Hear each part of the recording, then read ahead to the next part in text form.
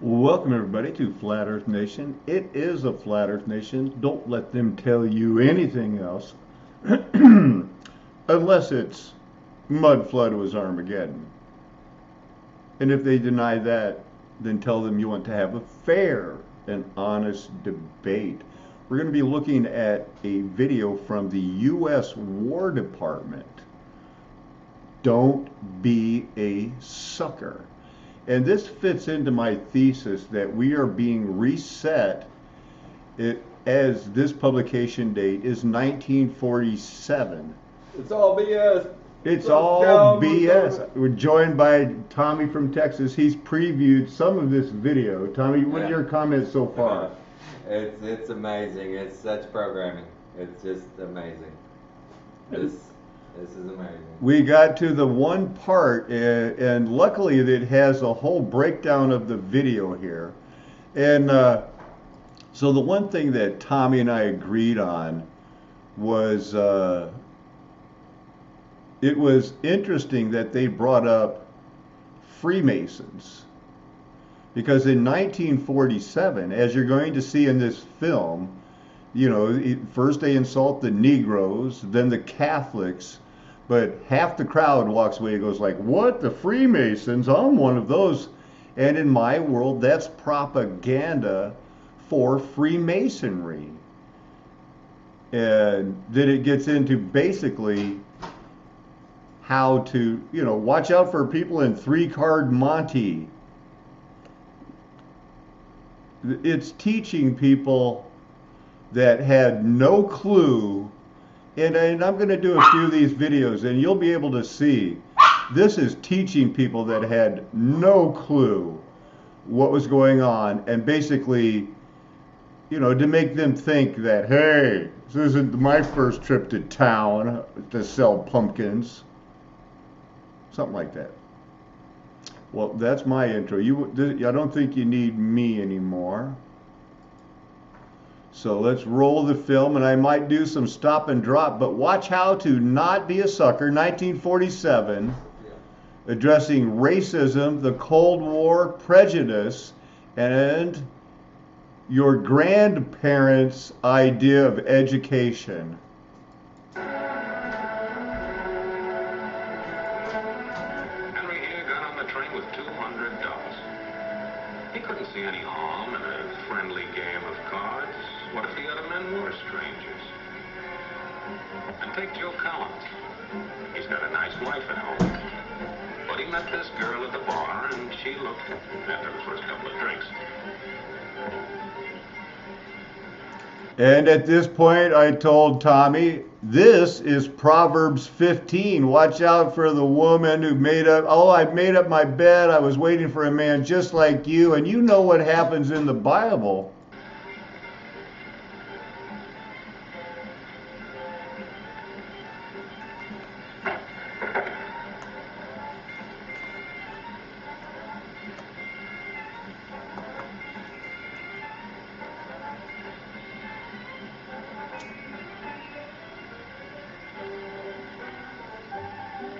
There's a good old-fashioned word for people like us.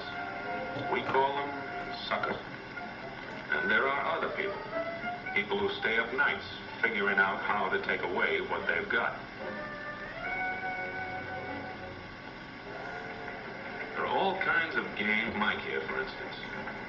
He's got everything in him. He's young, he's healthy, got a job. And he's got plenty of food. Big factories to make things a man can use. Big cities to do the business of a big company. And people. Lots of people. Enough to work the farm and build the factories. I want you to notice in 1947, they were still using horses. And when I was born, your good friend, Coach Paco Alano Taco, there were still 48 states. And the president was Dwight D. Eisenhower. How old is everything? How far back do you have to look for the last reset? Satan's loose. We're in the last 45 years, people. Hold on to your hats. Dig the mines. Run the business. All kinds of people. people from different countries with different religions, different colored skins. Free people. They can live together and work together and build America together because they're free. Free to vote, to say what they please, go to their own churches.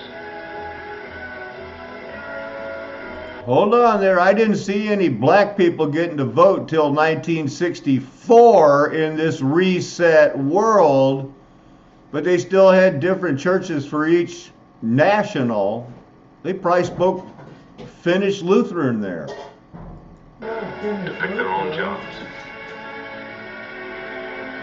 Yeah, Mike's got something, all right. He's got America. But there are guys who stay up nights figuring out how to take that away from him. I happen to know the facts. Friends, I'm just an average American. But I'm an American.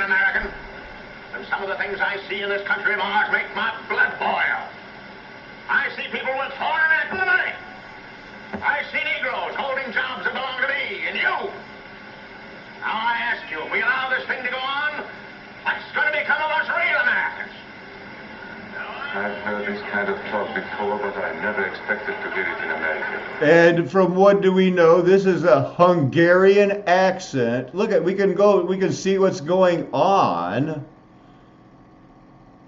Mike watches idly while a street corner soapbox orator rants against Negroes, alien foreigners, and Catholics. Mike thinks this is pretty agreeable.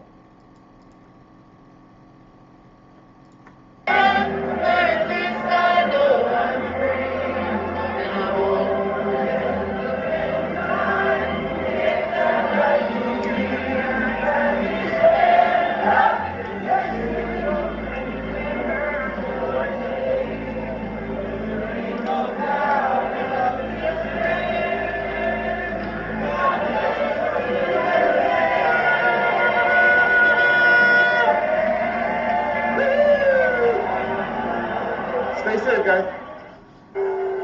So we got someone on the ground right now, passed out, getting CPR done. They can't get anybody in here, and the cops are throwing flashbangs into the crowd.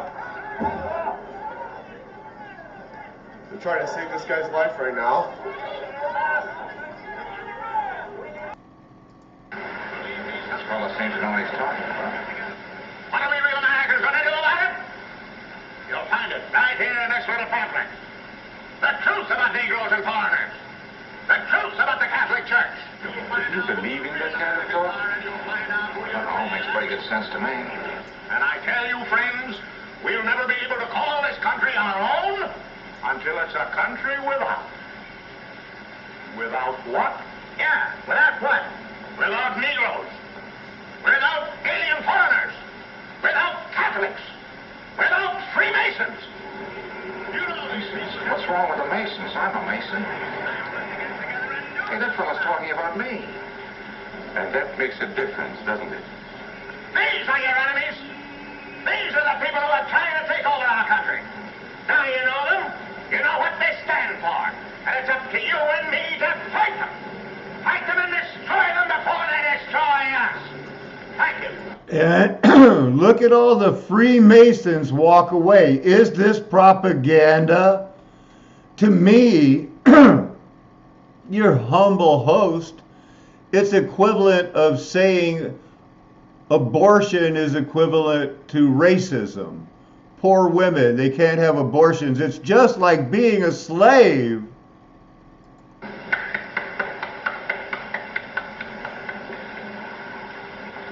Before he said Masons, you were ready to agree with him. Yes, but he was talking about, what about those other people? But in this country, we have no other people. We are American people also. What about you? You're an American, right? I was born in Hungary, but now I am an American citizen. And I have seen what this kind of talk can do. I saw it in Berlin. What were you doing there? I was a professor at the university. I heard the same words we have heard today. But I was a fool then. I thought Nazis were crazy people, stupid fanatics. But unfortunately, it was not so. You see, they knew that they were not... Yeah, they didn't. Nobody in 1947 knew about Operation Paperclip and how the United States merged with the Nazi Party after teaching them eugenics. Let's don't forget what we know. Please don't forget what we know about these people and their propaganda. I stopped and said at the 440 mark. Strong enough to conquer a unified country. So they split Germany into small groups.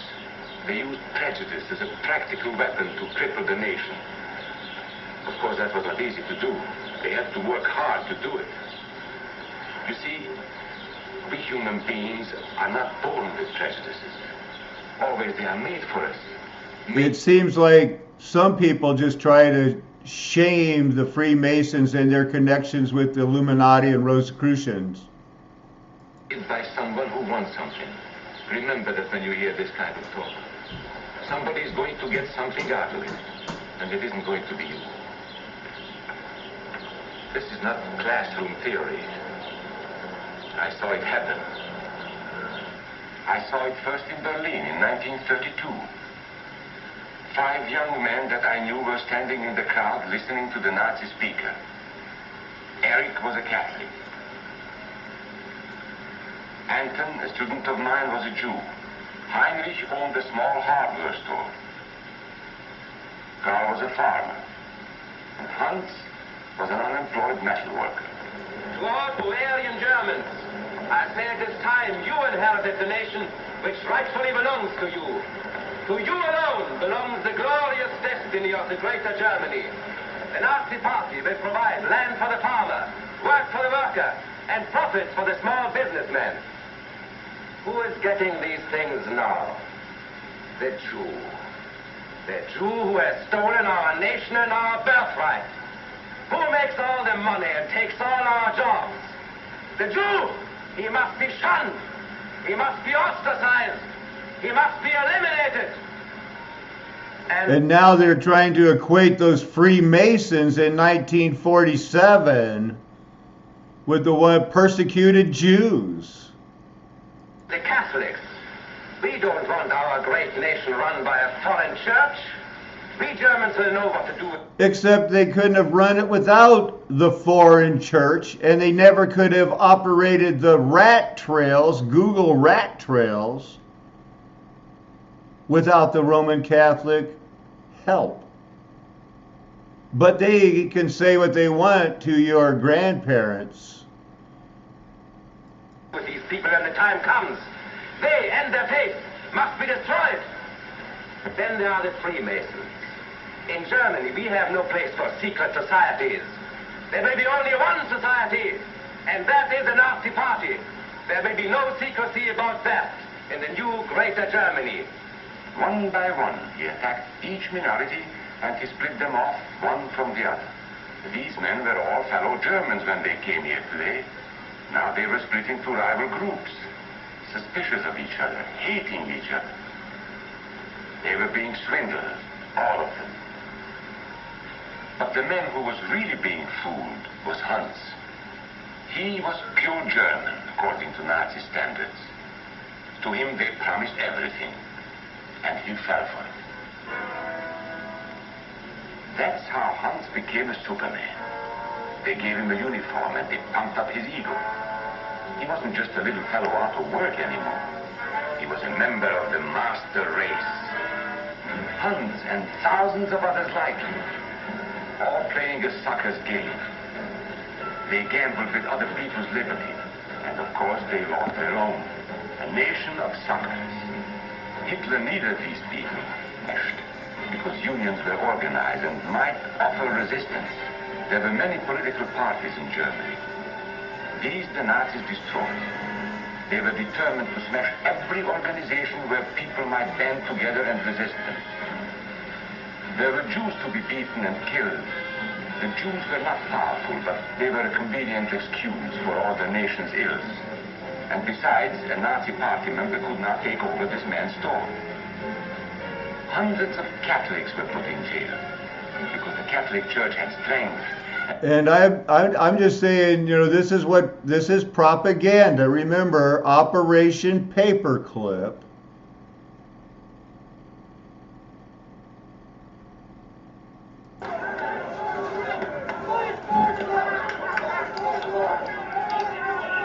That guy just threw a fire extinguisher.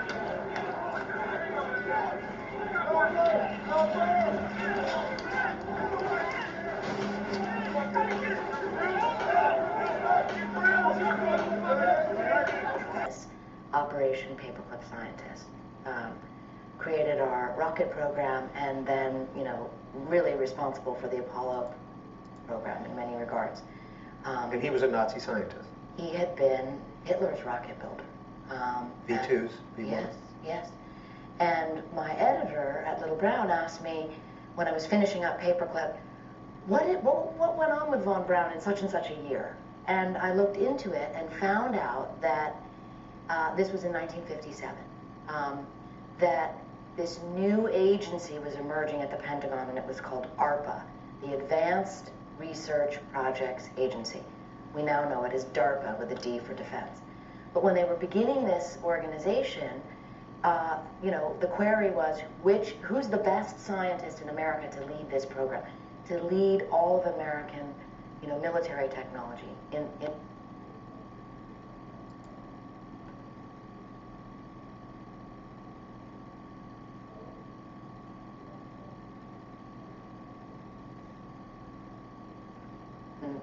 what's called blue sky research. And they chose Von Braun. And he was interviewed for the job, but his caveat to take the job was, yes, I'll take it, but I need to bring 12 of my colleagues from the rocket program. And they were all former Nazis. So that was the dividing line for the Pentagon. They said no. And they passed on Von Braun being DARPA's first director. And, but the way that it came about of calling it the Pentagon's brain was really realizing that the Defense Department is looking at the great minds. That's what they're concerned with. They want to know who will lead us in technology of the future. What are some of the things that have come out of DARPA? I mean, you name it. I mean, the most famous is, of course, the internet, which was originally called the ARPANET.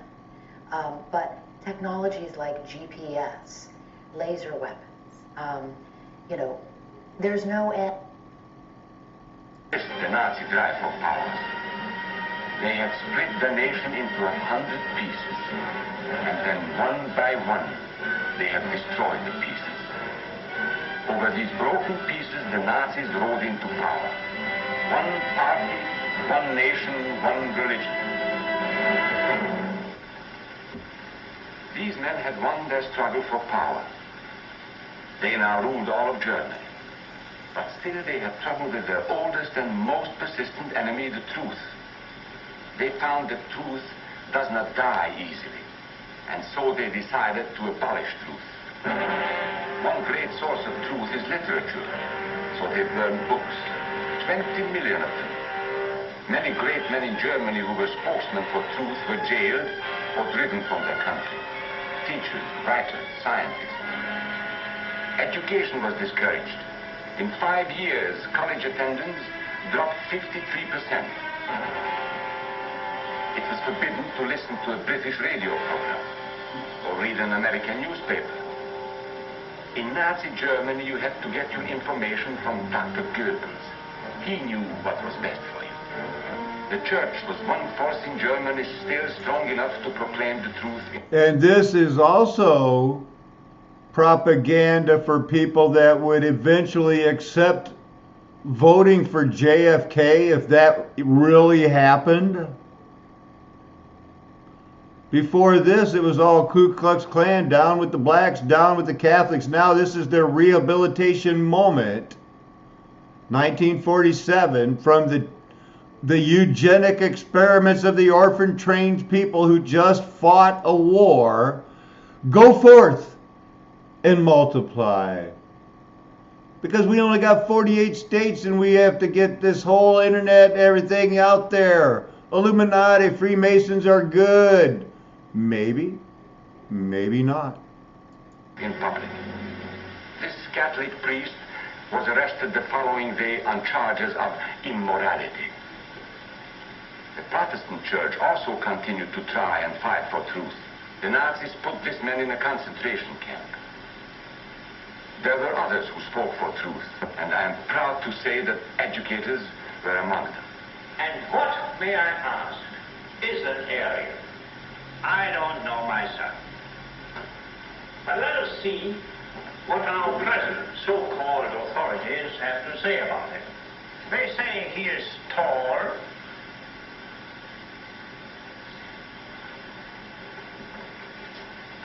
slender,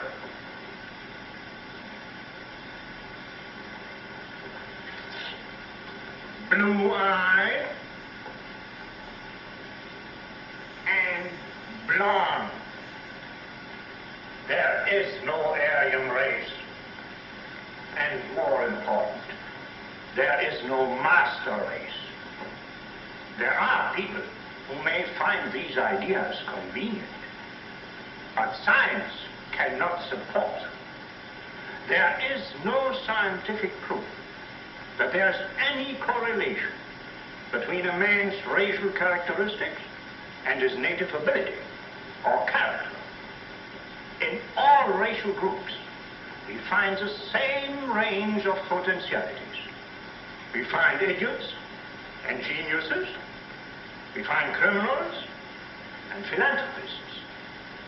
We must judge each man as an individual and not by the color of his skin or his eyes or by the length of his nose.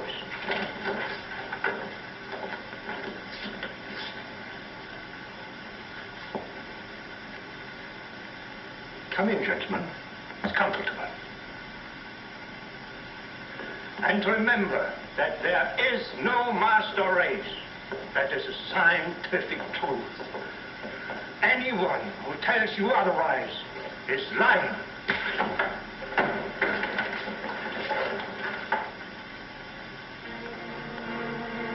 And so for all practical purposes, truth has been abolished in Germany. A lot of my German friends wondered what had hit them. How did it happen? Where did it start? It started right here. And this was where it could have been stopped. If those people had stood together, if they had protected each other, they could have resisted the Nazi threat. Together they would have been strong. But once they allowed themselves to be split apart, they were helpless.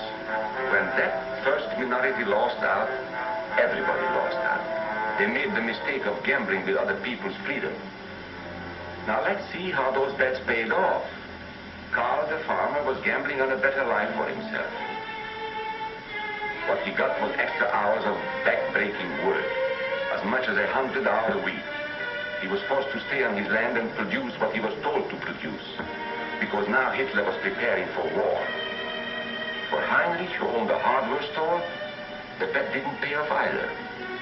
104,000 small businesses were closed in 2 years.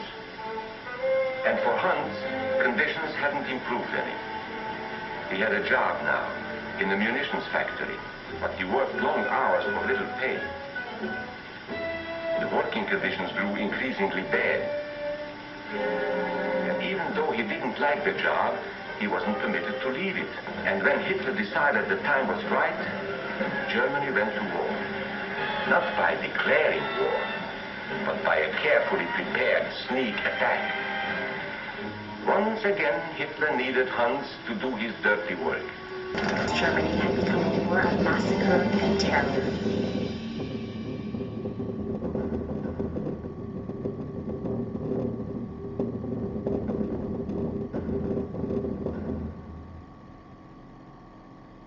The pattern was repeated time and again across Germany. Hamburg, Berlin, Nuremberg, Darmstadt, Cologne, Stuttgart, Würzburg, Munich. All German cities suffered the same. After first blasting a town to splinters, the Allied bombers quickly returned in the hope of catching survivors and rescuers in the open and igniting with firebombs all that remained. When the roaring bombers released their lethal cargo, A veritable rain of fire descended upon a targeted town. The thousands of small fires would join together to form one huge blaze, creating an intense vortex of wind and flames. I struggled to run against the wind in the middle of the street. We couldn't go on across because the asphalt had melted. There were people on the roadway, some already dead, some still lying alive but stuck in the asphalt. They were on their hands and knees screaming. Some miraculously survived the inferno, reaching safety in rivers, canals, and parks. Thousands more, however, did not. When the raids finally ended and the firestorms began to recede, rescue workers rushed to free those still trapped underground.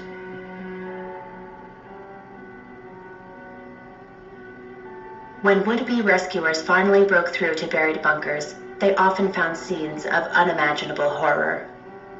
In cellars suffering direct hits, walls were awash in blood, with bone, brains, and body parts splattered everywhere. Rescuers who entered some bunkers found floors covered in up to a foot of greasy fat, the victims rendered down into a dark liquid. When word first filtered through to the outside world of the butchery being visited upon the women and children of Germany by the Royal Air Force, critics of these war crimes spoke out. The ruthless mass bombing of congested cities is as great a threat to the integrity of the human spirit as anything which has yet occurred on this planet. There is no military or political advantage which can justify this blasphemy. Although it was considered treasonous for members of the RAF to criticize the bombing campaign, the conscience of some was overwhelmed by the hell being unleashed upon Germany. There were people down there being fried to death in melted asphalt in the roads. They were being burnt up and we were shuffling incendiary bombs into this Holocaust. I felt terribly sorry for the people in that fire I was helping to stoke up. As a symbol of the Third Reich and as the most obvious example of Germany's will to fight on, more bombs were devoted to Berlin than any other German city. It is another place, however, that has become most widely associated with the terror campaign waged against Germany: Dresden. Since Dresden had suffered only 2 small raids in the 5 years of war, many assumed that the city's salvation was due to its irreplaceable treasures: ornate palaces, world-renowned museums and art galleries, its towering centuries-old cathedrals. Others surmised that since Dresden had almost no heavy industry, and what little it did have had no bearing on the war, the enemy simply did not deem the city a viable target. To some, the 26,000 Allied POWs interned within the town appeared a more logical answer. Still others thought that perhaps it was the estimated 500,000 refugees jamming the city, many who had fled Soviet atrocities in the east, that kept Dresden safe from bombing. Despite the dire situation as war closed in, Dresdeners were determined on the night of February 13th to enjoy an annual event known in America as Mardi Gras, but celebrated in Germany as Fashion. Women and children, along with the few remaining men, many in costume, flooded the streets of Dresden to celebrate the event one last time before Germany's looming defeat. Just before 10 p.m., sirens began wailing. There was no panic. Most residents simply ignored the sounds. Even had there been any air raid shelters, few would have fled to them, for there seemed little doubt on this cold, yet cheery night that, like the 171 false alarms which had preceded it, this warning too would end in nothing. However, instead of the all-clear siren, a short time later Dresden heard another sound, a sound similar to a rolling earthquake. As wave after wave of RAF bombers appeared overhead, thousands of bombs tumbled down. Added to the normal payload of high explosives, hundreds of 2- and 4-ton blockbuster bombs slammed into Dresden, obliterating entire neighborhoods. Ancient cathedrals, palaces, and museums were reduced to rubble within seconds. At the railroad station, hundreds of individuals who had refused to leave their highly coveted train seats were blown to bits. At the huge indoor circus, spectators, performers, and animals were slaughtered by blast and hissing shrapnel. Well-marked hospitals were targeted. In the streets, on the sidewalks, atop the bridges over the Elbe River, costumed revelers with nowhere to run were slain by the thousands. Without let-up, the massacre continued. And then the roar above ceased. The explosions stopped and there was quiet once more. Several minutes later, the welcomed silence was broken by the even more welcomed sound of the all-clear signal. What had seemed an all-night trial by fire had actually occurred in just under half an hour. In those 30 minutes, however, one of the world's most beautiful architectural treasures had all but vanished. Fire brigades from surrounding towns arrived. Red Cross workers spread out to help the victims. Families screamed for missing loved ones. For many, the end of the world had seemingly arrived. No one, however, was at all emotionally prepared for what came next. At 1:30 a.m., the earth began to tremble once again. As more than 1,000 bombers roared overhead, a rain of death showered down on Dresden. In addition to explosives, the second wave brought tons of incendiary bombs. In a matter of minutes, the thousands of firebombs ignited the debris and a racing furnace of flame erupted. Unfamiliar with the bombing raids and firestorms, most Dresdeners reacted slowly. Many sought safety in cellars again, not realizing that the terrific heat would transform their havens into ovens. Others ran for safety through the streets, only to become mired in melting asphalt or sucked into the roaring furnace. Copper roofs melted, sending down streams of molten metal upon the people below. Throughout the night, the fiery hell that was Dresden claimed victims by the thousands, by the tens of thousands, and by the hundreds of thousands.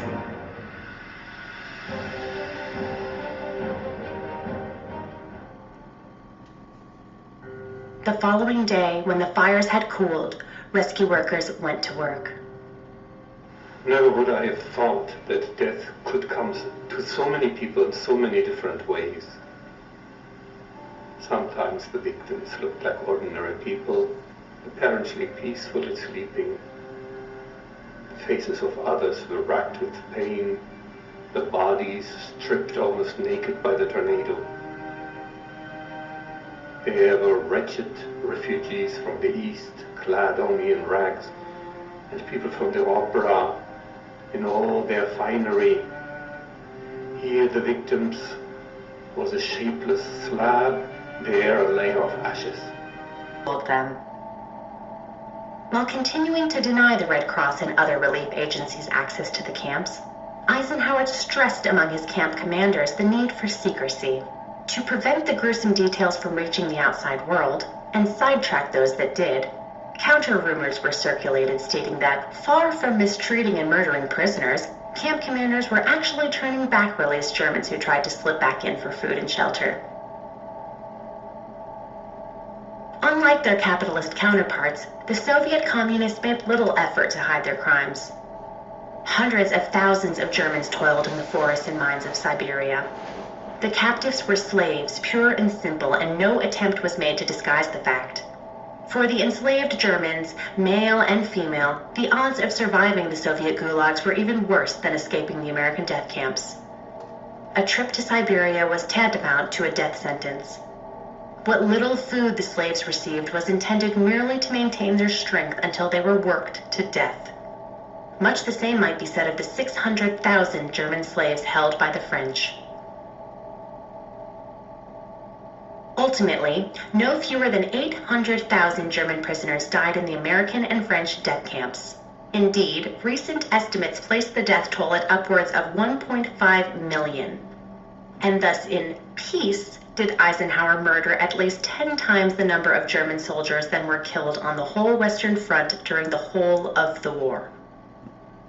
With the once mighty Wehrmacht now disarmed and enslaved, and with their leaders either dead or awaiting trial for war crimes, the old men, women, and children who remained in the dismembered Reich now found themselves utterly at the mercy of the victors.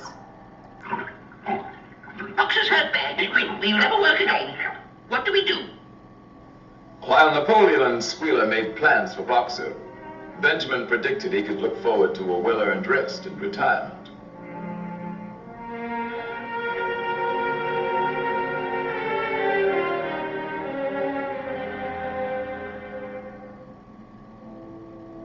Next day, the windmill work went on as usual, but now without Boxer.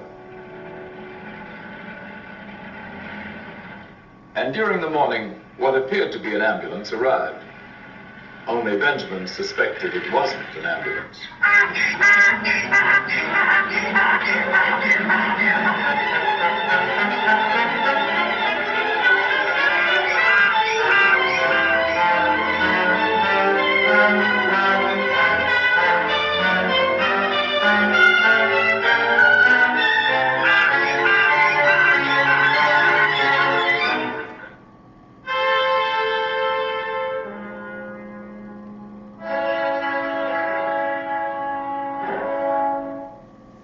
The other animals finally recognized the death wagon from Mr. Whymper's glue factory.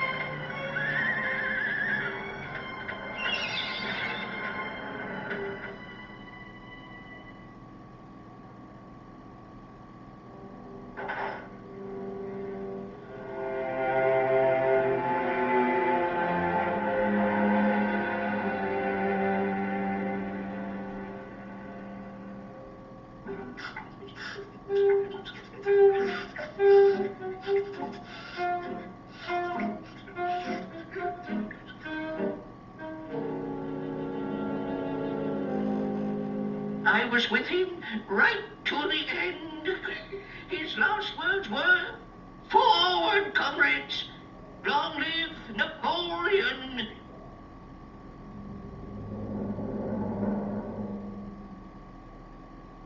As for the wicked rumor that Boxer was sold to a glue factory, our beloved leader would never do that. Long live Napoleon! Long live Napoleon!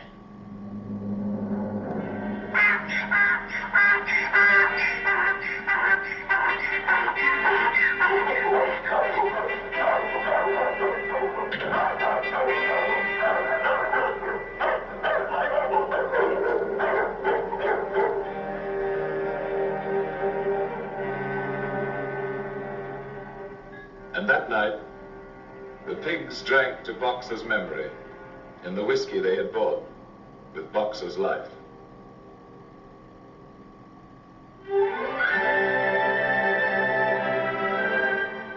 Years passed. The seasons came and went. The short animal lives fled by. The completed windmill stood as a monument to its builder's faith and sacrifice. But the animal's revolution was only dimly remembered. Outwardly, Animal Farm appeared prosperous, but the animals themselves were no better off, with the exception of the pigs and their supreme leader, Napoleon.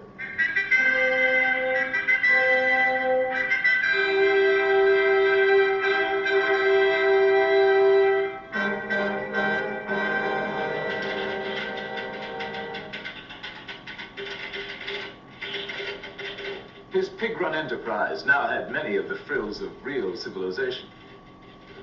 And one fine day, pig delegates from far and wide arrived at Animal Farm to celebrate the coming of a new era.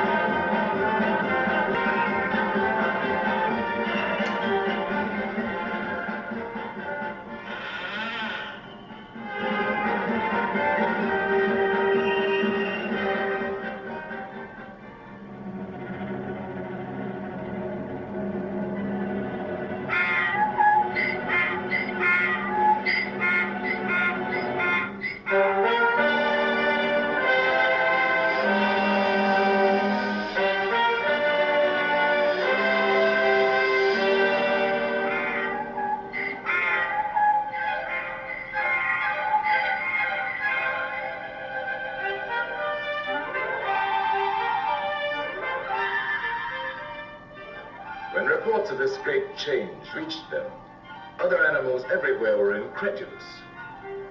Dismayed and indignant, they headed toward Animal Farm from all directions, instinctively uniting once again in common cause.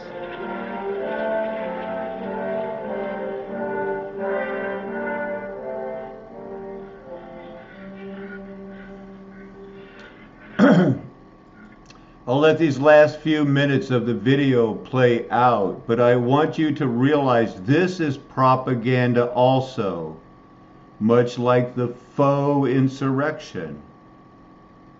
They want you to gather and fight back.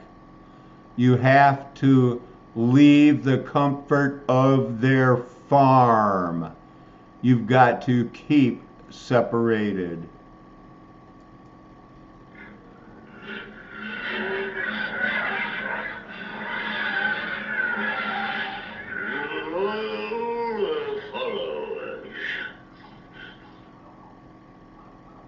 Farms owned and operated by pigs, there is order and discipline.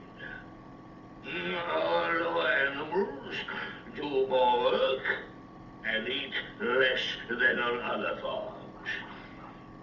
This will encourage you to make your lower animals work even harder and eat even less.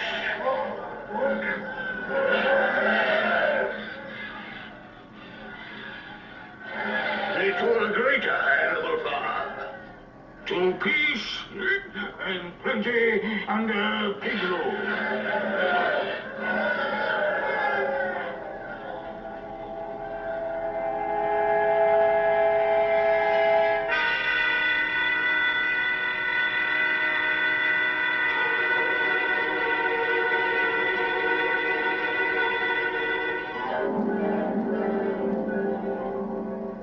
To the day when pigs own and operate farms everywhere.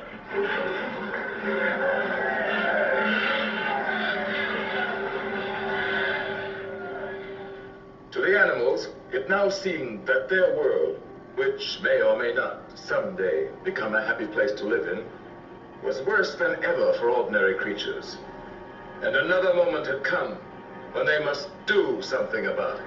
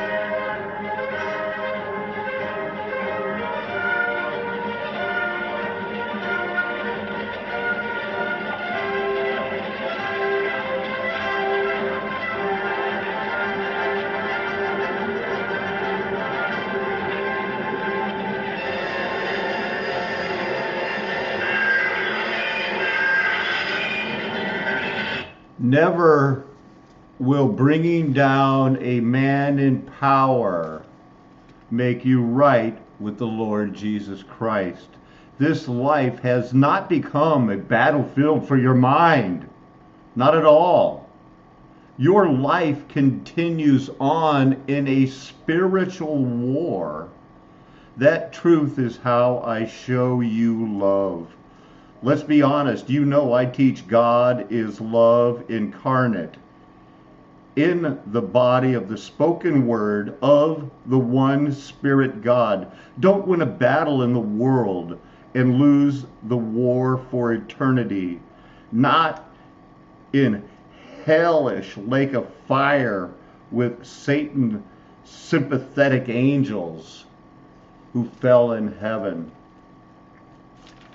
We have to realize this is not the time for people on the narrow road to worry about the machinations of the world and them trying to, well, just get rid of the few people at the top, the 1%, and then this world is going to be fine as it is. That's not the case. There is a narrow road. Together on a narrow road, we must separate from those who now are trying to provoke you into a false hope. This was never going to be a restoration. This was always going to be the rescue of God's people in Gog and Magog, because we live in that reset world. And you know I'm never going to tell you anything else. Why would I? I'm trying to prove that I have your best interest at heart. Amen. Hallelujah. Aho.